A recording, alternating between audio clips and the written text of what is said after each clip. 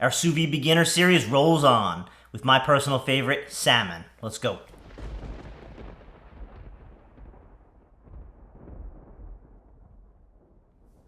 What's up everybody, James with JB Sous Vide, and I'm so glad you're back. If this is your first time here, this channel is devoted to giving you high quality sous vide cooking content that you can do in your own home. If that's something that you'd be interested in, go click that subscribe button down below and hit that bell so you get notified every time we drop a new video. This is going to be part 3 of our Sous Vide Beginner Series, where I'm going to take you through my favorite cooks that I would recommend for sous vide beginners. If you did miss the first 2 parts, go check them out. We did a beautifully tender chuck roast and some delicious chicken thighs. Today we're going to move into a cook that's almost tailor-made for a beginner. And it just so happens that the star of today's show is one of my personal favorites to cook sous vide.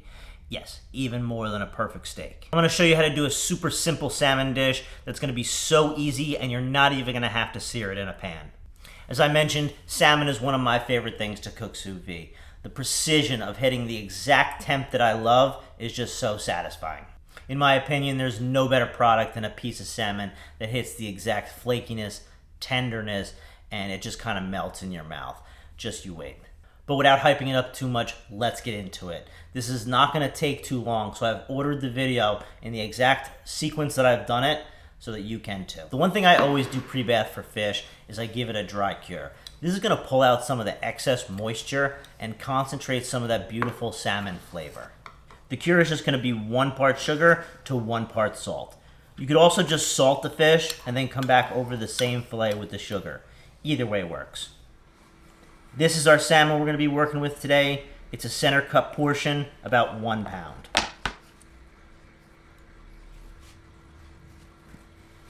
The portion size is going to be up to you, but for me, this usually yields about 3 fillets. We're going to bring in our salt and sugar mix and make sure we get all sides. We're going to let this sit on the counter for about 15 to 20 minutes, come back and then bag it up. All right, let's talk about bagging. I almost always use Ziploc style bags for my fish. Now, never say never, but I can't really remember the last time that I vacuum sealed any of my fish. This is because after cooking sous vide, salmon is very delicate coming out of the bath. I've not had a lot of success with vacuum style bags and it all coming out in one piece. And here's our salmon after 20 minutes. Hard to tell here, but you can see a good amount of moisture on that left side. I'm now going to take these away and rinse off any excess salt and sugar in cold water. All right, our fillets are back and all dried up, a little bit more firm than they started with. Let's bag them.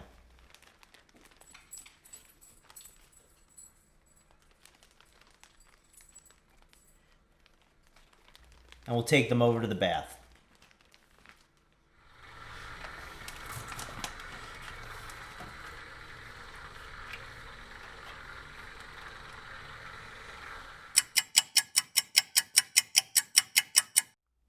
All right, let's talk about time and temperature. For the really thick, center cut pieces of salmon, I like to go between 45 minutes and an hour. For thin stuff, kind of like the tail ends, about 30 minutes is fine. All right, let's talk about temperature, which is a little bit more customizable. You got 3 main temperatures that I would recommend for a beginner. 125 is going to be just delicate, flaky, buttery, just a smooth mouthfeel. 130 is where it starts to get a little bit more firm, but definitely more flaky. It's where it pulls apart in bigger flakes. Just as juicy though. Really good. And then 135. 135 is for people who kind of like their salmon a little bit more well done. You could even push up to the 140 range. I don't go up that high, but it's certainly doable if that's what you like. All right, while our salmon continues to cook, we're going to make up a delicious side. Today we're going to do some bacon wrapped asparagus. Starting here with a half sheet tray, and we're going to lay down a bundle of asparagus. Their tender tips removed. We're going to hit them with a tablespoon of olive oil and toss them. Lightly salt. Little cracked black pepper. Toss again. Now bringing in our bacon. We're going to wrap these up. I'm going to bundle 3 asparagus to a piece of bacon. I'm just using normal with bacon here.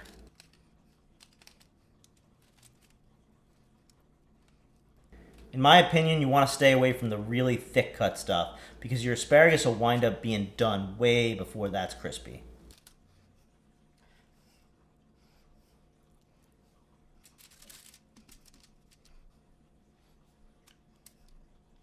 We're just going to continue wrapping all of them until they're done. Once all of our asparagus is wrapped, they're ready for the oven. But I like to add one more flavor bomb. I'm going to season our bacon with some Meat Church Holy Voodoo Rub. It's a great pop of flavor. We're then going to go ahead and put them in the oven about 400 degrees until the bacon is crispy, about 15 to 20 minutes. The asparagus should also be done by then too. For our salmon today, we're going to be finishing with a glaze. Now, why a glaze over a sear? Well, one, because it's a little simpler, and two, a glaze is what you're going to use if you want to impart some really intricate flavors on the outside of the salmon. Now, when I say easier, what I mean there is it's a little bit less handling of the salmon. With the glaze, it just goes right from the bag to the sheet tray just to kind of glaze it up. If you do want to take a look at the sear method, I've got another cook on the YouTube channel, which is a crispy skinned salmon with a nice creamy dill sauce. I'll link that up here. Also, this can be applied to almost any glaze you can find. It's certainly not limited to this one. But okay, let's get our glaze together and finish our salmon. I'm getting hungry here. For our glaze, I'm going to add 4 tablespoons of miso, 2 tablespoons of caramel, 2 tablespoons of a garlic chili crisp oil, and we'll whisk it together. All right, our salmon is finished. Let's get it out of the bag. And here's how I do it. Scissors. Instead of reaching in and trying to delicately lift the salmon out with your hand, just cut the seams.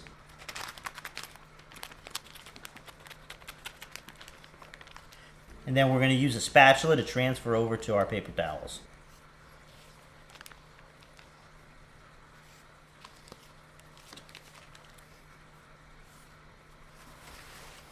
We'll then delicately pat the salmon dry.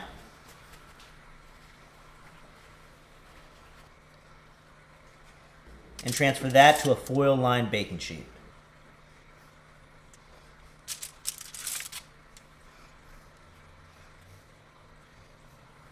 We'll apply our glaze to the tops of the salmon.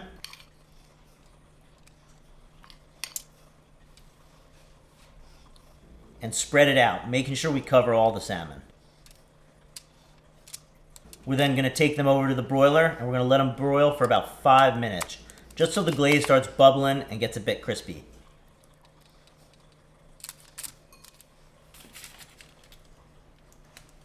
As the salmon goes in, the asparagus comes out. Look at those. Let's go ahead and plate it up. We'll lay down our asparagus and then our glazed salmon on top.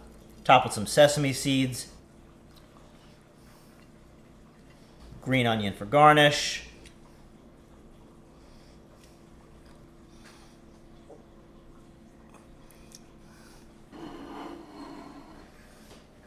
let's go ahead and check that inside. Juicy, flaky perfection. All right, y'all, let's see how we did here.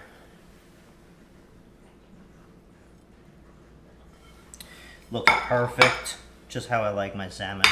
Really nice and juicy in the middle. Perfect. Perfect every time. There's really no better way to just get perfect salmon consistently. And glazes. Glazes are the easiest method to get your salmon finished. You know, I do like to sear every once in a while, but if you're just looking for a lazy pan to pan meal, glazes are your ticket.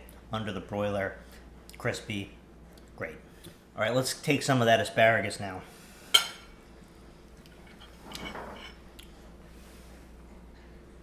Just crispy, like finger food.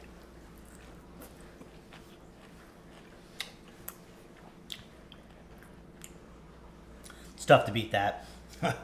You know, you get your healthy and you get your bacon too. Best of both worlds. All right, if you got something out of that video, go give it a like down below. Hit that subscribe button and make sure you go watch some of the other videos we got on the channel for you. Catch you on the next one.